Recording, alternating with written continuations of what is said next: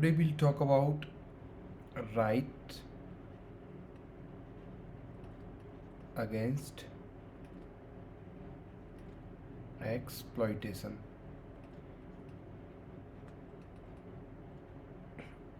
So two articles are covered under this right, Article 23 and Article 24. So one by one we'll discuss 23, 24 and we'll discuss some part of 25 also today. And before discussing 25, we'll discuss what is secularism, how we are different from American secularism. So these kind of things we'll discuss today.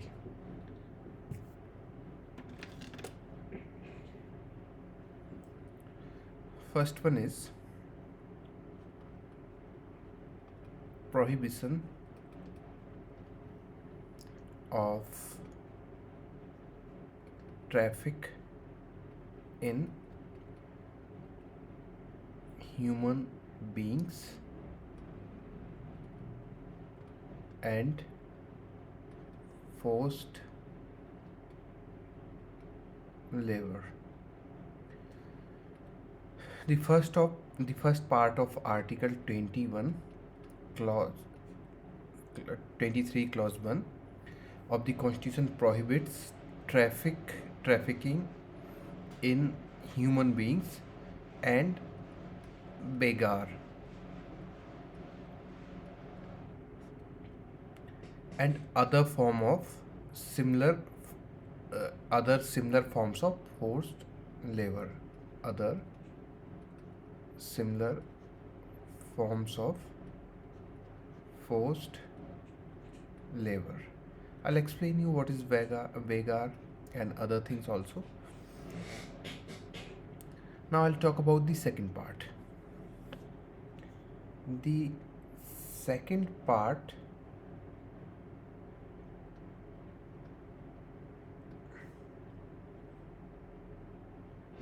of this article declares that any contravention, so basically if you violate this provision, then the offense shall be punishable as per the law. So that's what second provision says. So first one is say that trafficking in human beings, forced labor, such as beggar and similar forms of forced labor are prohibited under Article 23 clause 1, and if anyone violate this provision, then he shall be punished as per the law. There is a second provision, that is 23 clause 2. 23 clause provides that nothing in this article shall prevent the state to imposing compulsory services. So it deals with compulsory services for public purpose.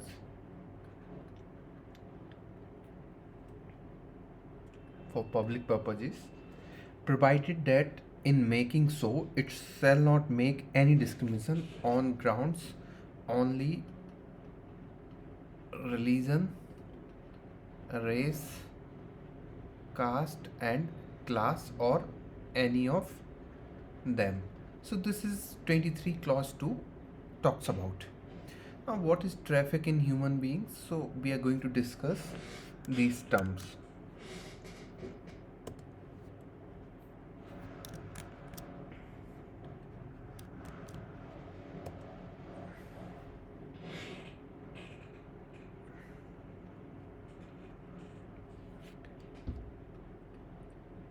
Traffic in human beings, meaning is selling or buying men and women, like goods, and it also includes immoral traffic in women, children for immoral or other purposes. So simple, if anyone is involved in selling or buying a human being, it's a very simple thing, just like a good, then it is called traffic in human being.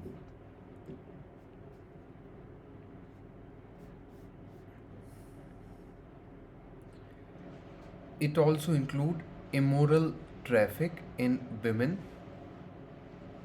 children for immoral or other purposes.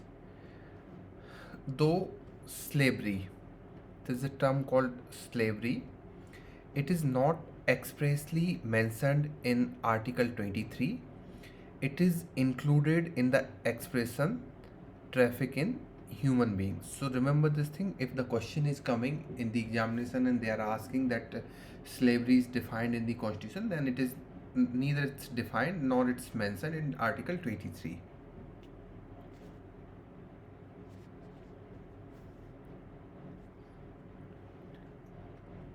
All right, anyone, if you have any doubts so far?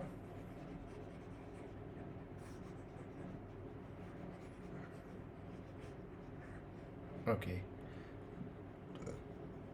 now we'll discuss little bit Article 35 and I'll tell you the reason why to discuss Article 35. Article 35 of the Constitution authorizes Parliament. So it gives the authorization to Parliament to make laws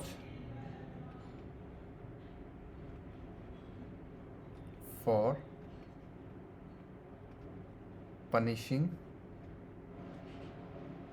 acts prohibited by this article. So Article 35, because see, it says that anyone who violate this provision, that is first part of Article 23 clause 1, if someone violates this provision, then he shall be punished. But who will decide the punishment? What will be the punishment?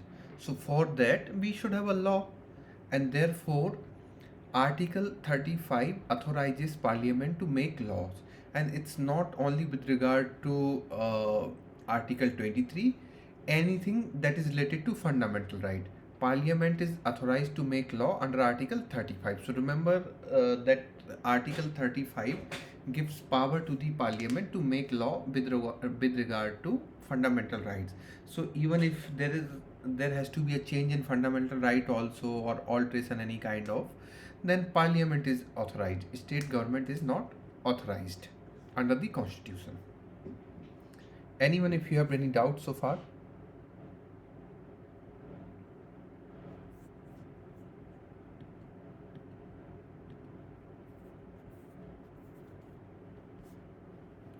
Okay.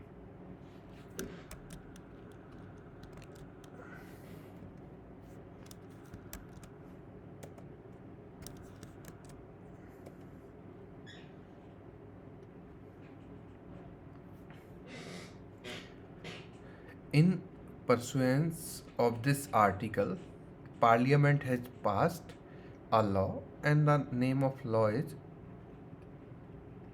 Suppression of Immoral Traffic in Women and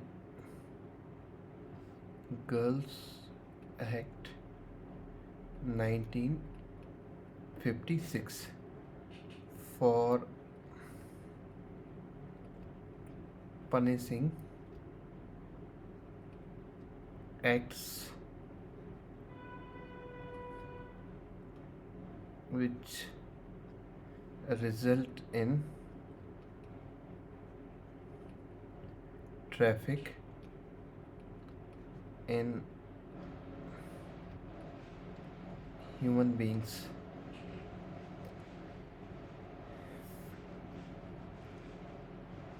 So again I'll repeat that the parliament has passed the law called Suppression of Immoral Traffic in Women and Girls Act 1956, and the purpose was to punish acts that result in traffic in human beings. So if anyone is involved in any kind of act that is related to traffic in human beings, then that person will be punished under this law. And you can note down the name of this law also, because if any question is coming to related to women and all, so we still have this issue. So you can mention the name of this particular act, that we have this act, and however we need to see some reality on the ground, because this issue is still prevailing on the ground, and every year these many women and children gone missing, and most of them are maybe are prey in the hand of either these touts, or they just become like commodity. So these kind of thing you can mention.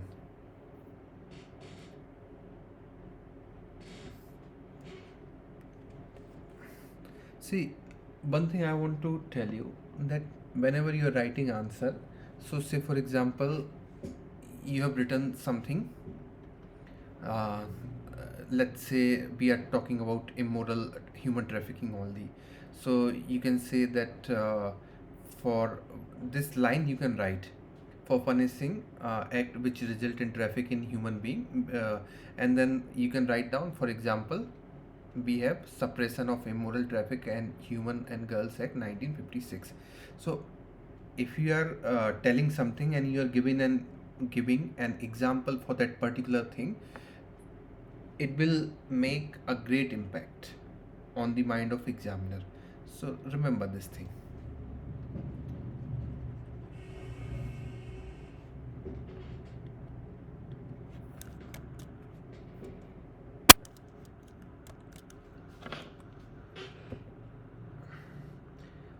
Article 23, it protects the individual not only against the state but also private citizens. This is so. Why would state be involved in human trafficking, except a few states like Pakistan and some other countries? Otherwise, our country like good country, it will never involve in these kind of practices. So mostly it's in Indian context, it is against the private citizen only, because mostly individuals are involved in this kind of crimes. Second thing, it imposes a positive obligation. So I want to draw your attention between these two terms, because when you'll be reading DPSP, then there will be this kind of term. One is positive and other one is negative obligation. Positive obligation का मतलब आपको कुछ करना है, the state has to do something, ठीक है. Negative obligation means that state ऐसा नहीं करेगा. ये चीज़ें हैं दो, बस सिंपल सा अंतर समझो आप. हमारे जो इंडियन कॉन्स्टिट्यूशन के कॉन्टेक्स्ट में यही है. अगर हम लोग बात करें ओवरऑल फंडामेंटल राइट्स की, तो ये जो है नेगेटिव ऑब्लिगेशन है, ठीक है. और अगर हम डीपीएसपी की बात करें, तो ये पॉजिटिव ऑब्लिगेशन है ओवरऑल. बट ये पर्टिकुलर आर्टिकल क्या कहते हैं, 23 हो गया, ठीक है. 23 एक पॉजिटिव ऑब्लिगेशन है. इसके अलावा और कोई आर्टिकल बताओ आप मुझे जो पॉजिटिव ऑब्लिगेशन हो. और भी आर्टिकल हैं ऐसे तो.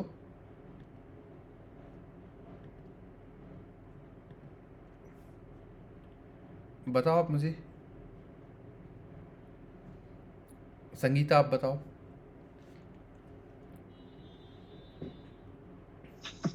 Sir, I am unable to recall. I don't know. Soumya, you want to tell?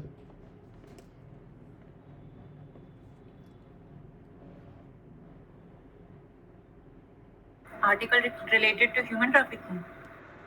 No, I'm asking in the context of positive obligation and negative obligation. So I said 23 is an article that imposes a positive obligation on the state.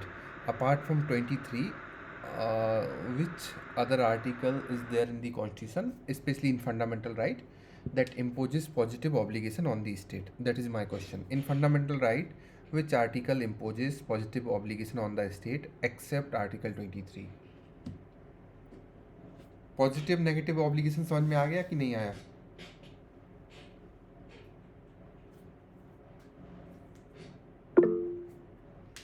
हाँ Sangeeta Yes, आप sir. हाँ संगीता आप बताओ. Sir, Article 17 put a positive obligation on state. हाँ क्या कहता है 17? It abolish untouchability. हाँ और ये कहता है कि आप अगर कोई if someone is practising untouchability then make the law to punish that person, right? Yes, yes, sir. इसके अलावा एक दो लॉज और हैं, जैसे कि आपने आर्टिकल 15(3) पढ़ा होगा. 15(3) क्या कहता है? Sir, it's for upliftment of women It and says children. that the state shall make the special provision for women and children for their betterment and upliftment, right? तो ये कुछ कुछ पर्टिकुलर प्रोविजंस हैं जो पॉजिटिव ऑब्लिगेशन क्रिएट करते हैं. ठीक है, समझ में आ गया आपको? बाकी जैसे आप दूसरे आर्टिकल. हाँ सर 14 नहीं हो सकता? 14 का second part equal protection of laws. वो क्या कहता है? वो कहता है the state shall not, state will treat equally. ठीक है, state will not discriminate between the people. तो एक तरीके से नेगेटिव ऑब्लिगेशन बोलता है, अगर आप देखोगे गौर से उसको. तो जो पहला कॉन्सेप्ट है ना इक्वलिटी बिफोर लॉ, ठीक है, वो तो हमें पता ही है कि नेगेटिव कॉन्सेप्ट है. और अगर Yes, आप उसको अगर आप पढ़ोगे भी, ठीक है, 14 को, तो 14 क्या कहता है? 14 कहता है the state shall not deny to any person equality before law. तो स्टेट डिनाई नहीं करेगा. ठीक है, तो क्या है स्टेट के लिए ये डूज की जगह डोंट है कि भाई आपको डिनाई नहीं करना है किसी को. समझ रहे हो आप? yes, ये तो नेगेटिव है ही sir. Equal protection of laws ensure करना, वो पार्ट वाला पूछ रहा था. Equal protection of law, that is a positive obligation. Sorry sir. That is a positive obligation. Equal. हाँ वही पूछ रहा था सर. ये 14 का सेकंड पार्ट है ना. हाँ हाँ कुणाल कुछ बोल रहे थे आप? सर 16 क्लॉज 1 16 फिर वो भी हो सकता है ना. अब अगर आप इसको देखोगे तो इसमें अगर 16 को आप थोड़ा दूसरे तरीके से पढ़ोगे, अगर मैं इसकी वर्डिंग चेंज कर दूं, तो यहाँ अगेन ये कहता है कि स्टेट किसी के साथ डिस्क्रिमिनेट नहीं करेगा इक्वल अपॉर्चुनिटी प्रोवाइड कराने में. ठीक है, तो ओके. नहीं तो फिर आप समझ लो कि केसेस पे केसेस होना शुरू हो जाएंगे. और फिर हर आदमी जाके पता है क्या कहेगा कि हमें नौकरी के लिए अपॉर्चुनिटी प्रोवाइड कराओ. समझ रहे हो कि नहीं समझ रहे हो आप बात को? मतलब ऐसी चीज़ें कि जो स्टेट की बस से बाहर हो जाए, तो वो चीज़ें नहीं होंगी. इसमें ऐसी चीज़ें दी गई हैं कि जो स्टेट भेदभाव ना करे. बस स्टेट इक्वलिटी ऑफ अपॉर्चुनिटी देने में किसी को भेदभाव ना करे. आपके पास भी सेम अपॉर्चुनिटी, आप भी सेम यूपीएससी के एग्ज़ाम में अपेयर हो सकते हो. ठीक है, सम्राट भी हो सकते हैं, स्मृति भी हो सकती है, रत्न प्रिया भी हो सकती हैं. अब यहाँ ऐसा नहीं होगा कि भाई आप लोग एक अलग अलग कास्ट है, अलग अलग रीजन है, अलग अलग जेंडर है आपका, तो उसकी वजह से आपको रोक दिया जाए. वो सब नहीं होगा आपके साथ. समझ रहे हो? तो पॉजिटिव नेगेटिव ऑब्लिगेशन समझ आया आप लोगों को? यहाँ स्पेसिफिकली स्टेट बोल रहा है, कॉन्स्टिट्यूशन कह रहा है स्टेट को कि आप ऐसे प्रोविज़न बनाओ जिससे रुके. समझ रहे हो? करने को बोल रहा है. क्या करने को? कि ऐसे प्रोविज़न बनाओ, लॉ लेकर आओ ताकि ये ह्यूमन ट्रैफिकिंग रोकी जा सके. ऐसे लॉ लेकर आओ जिससे कि प्रैक्टिस ऑफ अनटचेबिलिटी रोकी जा सके। वो कहीं ये नहीं कह रहा है कि ऐसा लॉ लेकर आओ जिससे रिजर्वेशन दिया जा सके। वो एम्पावर कर रहा है कि आपके पास एक पावर है, आप ऐसा कर सकते हो, लेकिन यहाँ काइंड ऑफ ऑब्लिगेशन है। एक एम्पावरमेंट होता है, एक ऑब्लिगेशन होती है कि आपको करना ही करना है। समझने की कोशिश कर रहे हो आप? तो यहाँ स्टेट को करना ही है। क्लियरली कॉन्स्टिट्यूशन में लिख दिया गया है कि पनिशेबल ऑफेंस है, और पनिशेबल ऑफेंस है तो फिर पार्लियामेंट को लॉ बनाना पड़ेगा पनिश करने के लिए। समझ गए आप? ठीक है। अब आपको एक चीज़ और बता देता हूँ। हाँ, तो मैं बता रहा था कि it imposes a positive obligation on the state to take steps to abolish evils of traffic in human beings and beggar and similar form of forced labor wherever they are found. One thing you need to note down that this article is available to both citizen as well as non-citizen. Remember this thing. ऐसा नहीं है कि कोई foreigner India में आ जाए तो उसकी human trafficking allowed है और सिर्फ इंडियंस की नहीं है। तो इस चीज़ को आप याद रखना कि human means human, whether that person can be Indian और foreigner. Therefore this right is available for everyone. तो अभी हम लोग थोड़ा सा एक देख लेते हैं कि कौन सा राइट, मैं पूछता हूँ आपसे, आप मुझे बताना सिटीजन और नॉन सिटीजन के लिए कौन कौन से राइट अवेलेबल है। ठीक है, जितने हम लोगों ने पढ़े उतने ही डिस्कस करेंगे। Article 14। Sir, are you sharing this screen? Yes I am. The screen is not visible. Okay, now it's visible. Yes, sir. Yes, sir. Tell me 14. 14 is for citizen, non-citizen, or both? Sir, both. Okay, 14 is for both. 15, Citizens. 16, Citizens. 17, So both. पक्का? Yes, sir. 18, So both. 19, Citizen. 20, So both.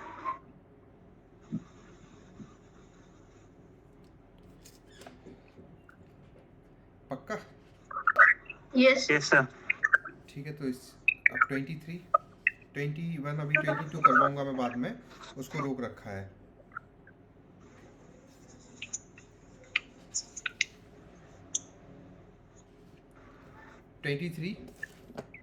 Both, sir. ठीक है, तो इस list को आप लोग याद रख लेना। ठीक है, 14 is available for everyone, 15 is only for Indian, 16 is for Indian, 17 available for everyone, 18 available for everyone, 19 only for Indian, 20 and 23 for everyone, और 21 अगर आपको पता हो किसी को। सर वो भी both है। हाँ, 22, सर both। 22 भी both है। ठीक है, तो यहाँ तक आप लोग याद रखना कि सिर्फ आपको ये याद रखना है 15, 16 और 19 ये इंडियंस के लिए अवेलेबल है, बाकी स्टार्टिंग से लेके 23 तक सभी के सभी सबको अवेलेबल है। ठीक है, तो आप एक तरीके से अगर क्वेश्चन कुछ आ जाए और ह्यूमन राइट्स इस टाइप के बारे में क्वेश्चन आए तो आप अच्छे से इनको लिखना। ठीक है, that our constitution is not domestic but it's not local but it's a global in the nature because it not only considers Indian citizen but lot many rights are available for foreigner under the Indian constitution। ठीक है, और आप coat कर सकते हो article 14, article 20, article 21, article 22, article 23, ये सब आप कोट कर सकते हो। ठीक है, देखो मैं धीरे धीरे आपको बताता जा रहा हूँ कि कैसे कैसे चीज़ें यूज करनी है। अब आप अपने माइंड में फिट करते जाओ और जब आपको बता ही दिया है कि संडे को टेस्ट है आपका, बताया था कि नहीं बताया था? किस किस को याद है? Yes sir. ठीक है, संडे को टेस्ट है और सिलेबस क्या है संडे के टेस्ट का? जितना इस वीक में पढ़ाया है आपने। हाँ, फ्राइडे तक, कल तक जितना होगा कॉन्स्टिट्यूशन, जितना पढ़ाया है इस वीक में नहीं, शुरू से लेके अभी तक जितना कॉन्स्टिट्यूशन बताया है टिल फ्राइडे, कल तक, वो पूरा सिलेबस होगा और मेंस के 5 क्वेश्चंस होंगे। ठीक है, तो सर मेंस एग्जाम है क्या संडे? हाँ, मेंस है संडे। ठीक है, और ये रियल टाइम में एग्ज़ाम होगा। रियल टाइम का मतलब क्या होगा कि आप जैसे उसका टेस्ट देने आते हो वैसे ही गूगल मीट पे आपको आना पड़ेगा। ठीक है, और आपको सामने सामने लिखना पड़ेगा। आपका कैमरा ऑन रहेगा और क्या कहते हैं, आपका माइक ऑफ रहेगा। ठीक है, माइक की जगह आप टेक्स्ट यूज करना, चैट बॉक्स अगर कुछ पूछना हो आपको तो।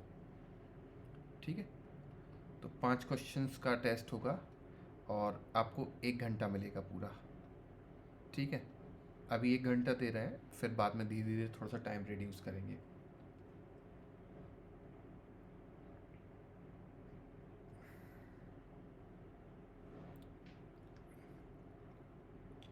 आइडियली 45 मिनट्स में लिखने होते हैं 5 क्वेश्चंस, बट अभी बिगनिंग है तो 15 मिनट आपको दिए जा रहे हैं और उसके बाद 5 से 10 मिनट आपको पीडीएफ बनाने के लिए और पिक्चर्स निकालने के लिए दिए जाएंगे।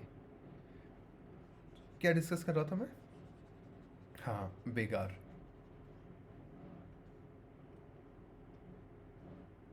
किसी को पता है बेगार क्या होता है?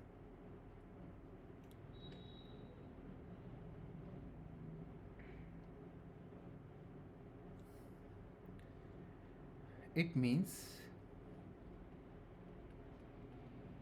involuntary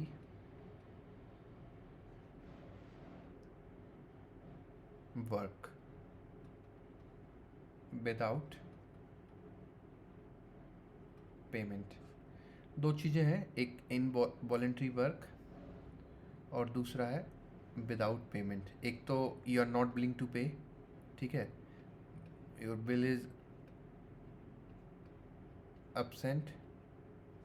Second thing, you are not being paid also, and even you are being paid also, it's a bill is absent, then also it will be a forced labor. कोई आपको पैसे दे रहा है बट आप उस काम को करना नहीं चाहते, आपका मन नहीं है, ज़बरदस्ती आपसे करवाया जा रहा है।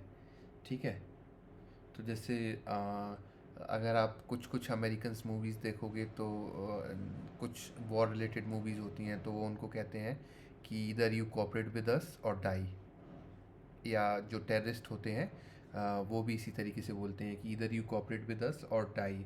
ठीक है, तो अब अगर आप कोऑपरेट करते हो तो वो थोड़े बहुत आपको पैसे भी देते हैं, but you don't want to do that activity, right? So it is called forced labour. ठीक है, अब जैसे मान लो कि, और आपको एक एग्जांपल देता हूँ कि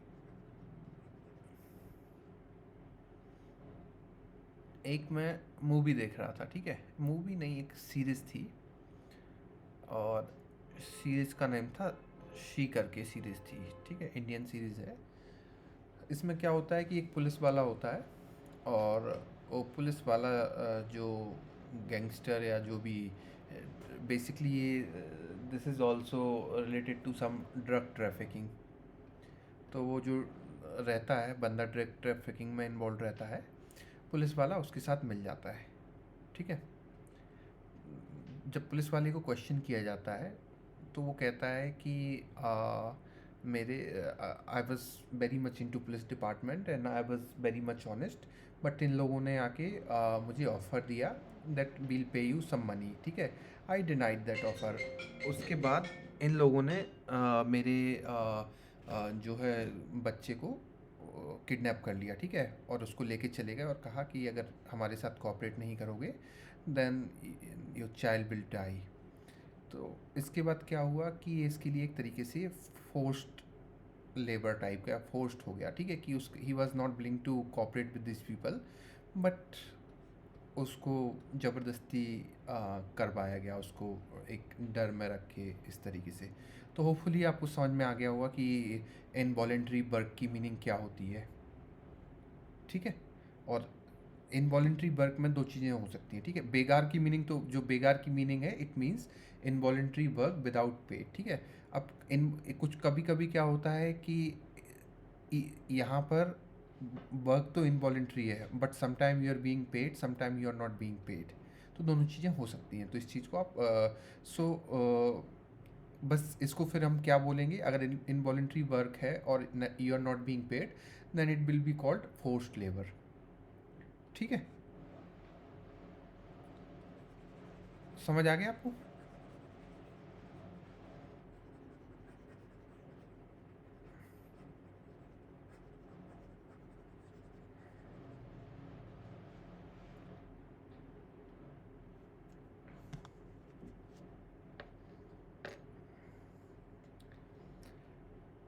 अब जैसे मान लो कि आपने एक बंधुआ मजदूर सुना होगा, ठीक है, जिसको हम इंग्लिश में बॉन्डेड लेबर बोलते हैं, we call it bonded labour. है क्या यहाँ पर कि स्टार्टिंग में क्या होता था कि भाई कॉन्ट्रैक्ट कर लिया, ठीक है।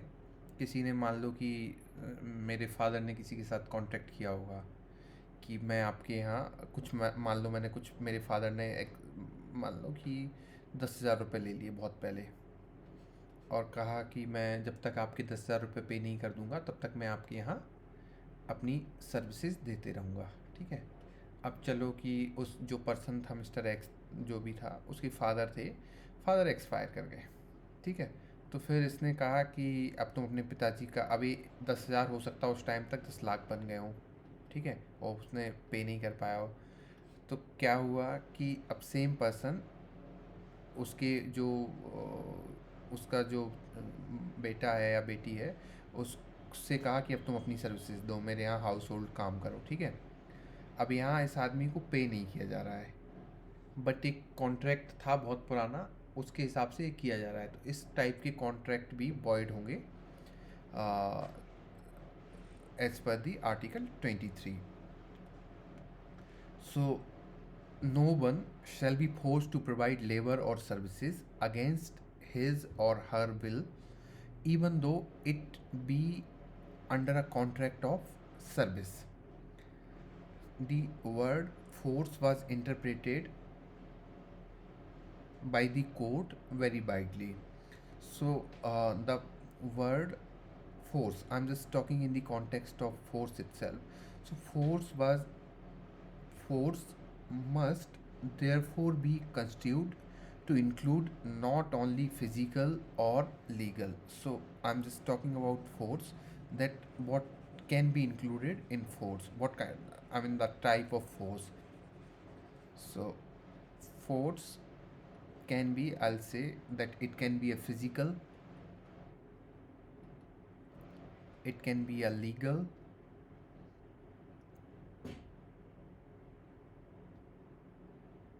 it can be a economic, so anything can be included. So it not only includes physical or legal force but also force arising from the compulsion of economic circumstances, and these economic circumstances are such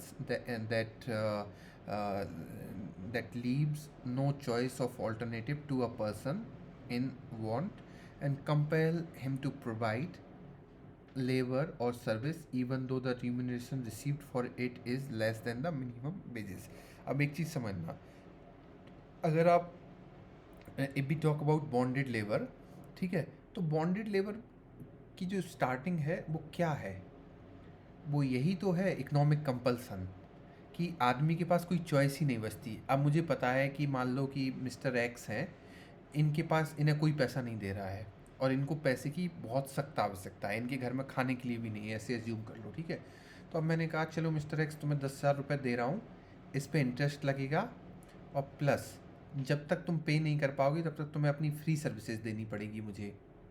तो आप समझ रहे हो कि मैंने इनकी circumstances का फ़ायदा उठाया और इनको एक बॉन्डेड लेबर बना लिया। तो एक तरीके से एक फोर्स हो गया ना, ना तो मैंने देखो फिजिकल फोर्स यूज किया ना लीगल फोर्स यूज किया, सिर्फ जो इनकी इकोनॉमिक सिचुएशन थी उसको मैंने एक्सप्लॉइट किया बेसिकली, और इनको 10,000 रुपये दिए, उसके बदले में मुझे इंटरेस्ट तो मिलेगा ही मिलेगा, प्लस इनकी फ्री सर्विसेज मिलेगी। ये अलाउड नहीं है, ठीक है। यहाँ तक कोई डाउट है आपको?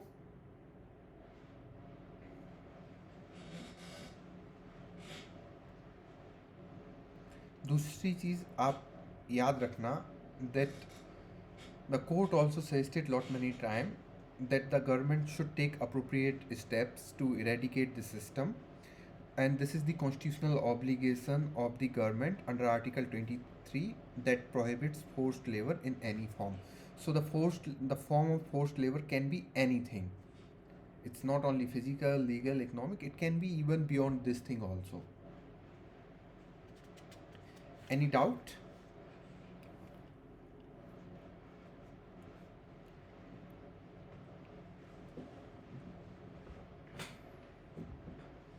Okay, I'll talk about little bit American Constitution, so that देखो मैंने आपको बोला था कि जो कंपैरिजन है वो साथ साथ में करता जाऊंगा, तो हर आर्टिकल देखो हम लोगों ने 19 डिस्कस किया, मैंने आपको 19 के बारे में बताया, 20 डिस्कस कर रहे थे तो मैंने बताया था कि फिफ्थ अमेंडमेंट है यूएस का, जिसमें सिमिलर प्रोविज़न है। अभी हम 23 की बात कर रहे हैं, तो मैं 23 में आपको अमेरिकन कॉन्स्टिट्यूशन के बारे में बताता चला जा रहा हूँ। तो आप ये समझना कि आपका एक टॉपिक साथ साथ में चल रहा है, जो comparison between different constitutional scheme है। तो मोस्ट अमेरिका का बता देता हूँ मैं, ब्रिटेन का आपको बता देता हूँ, यही 2-3 हैं जो इम्पोर्टेंट है। कनाडा हो गया, ऑस्ट्रेलिया हो गया, अगर लगता है तो इनका भी बता देता हूँ। तो यूएस कॉन्स्टिट्यूशन की जो पोजीशन है, so I tell you about this thing, that the 13th amendment to the US constitution contains a similar provision, and it says that neither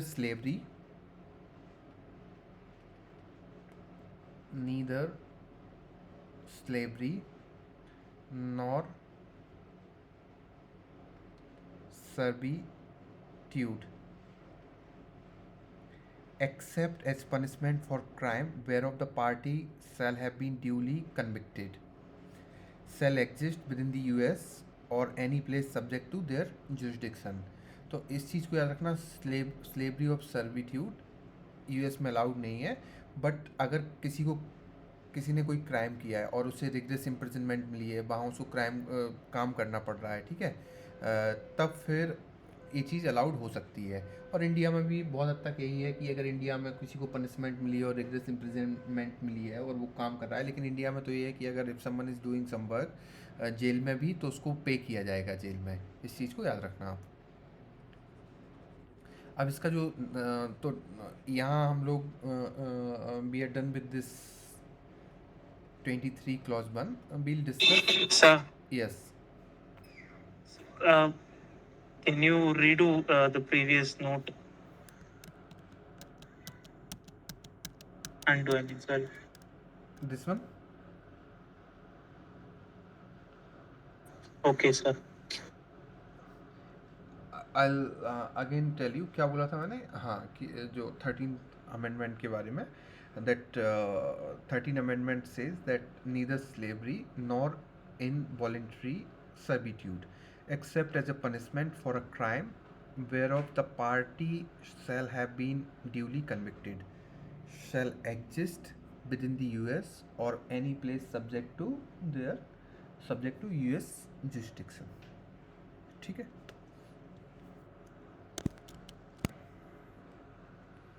Now I'll talk about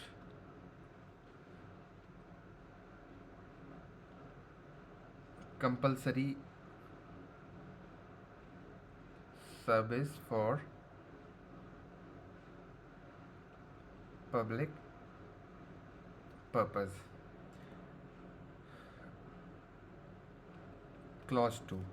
Clause 2 of Article 23. Under this, the state is empowered to impose compulsory services for public purpose. But in imposing such compulsory service, the state cannot make any discrimination on ground only of religion, race, caste and class, or any of them. So for example, compulsory military services or social services can be imposed because they are neither begar nor traffic in human beings. अब जैसे मान लो कि India में ज़रूरत आ गई, किसी ने NCC किया है? एनीवन जो एनसीसी किसी ने किया हो?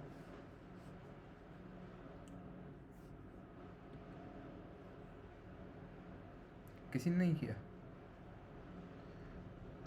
क्या होता है कभी कभी, जैसे कि अगर जैसे मान लो कि वॉर लाइक सिचुएशन हो गई, तो जिन्होंने एनसीसी किया है, अब वो तो एनसीसी तो एक स्कूल के करिकुलम का हिस्सा होता है जहाँ आप पार्टिसिपेट करते हो, नेशनल कैडेट कोर्स।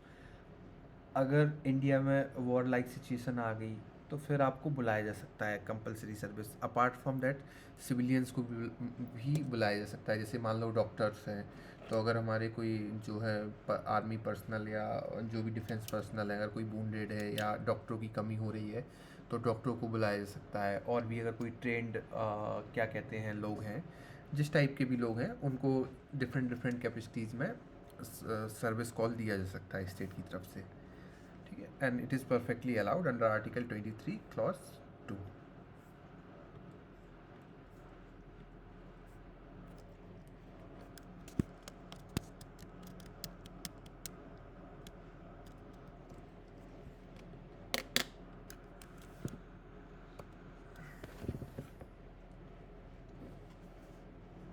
दूसरा है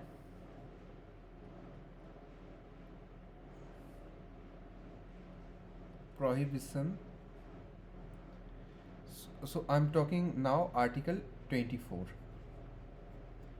prohibition of employment of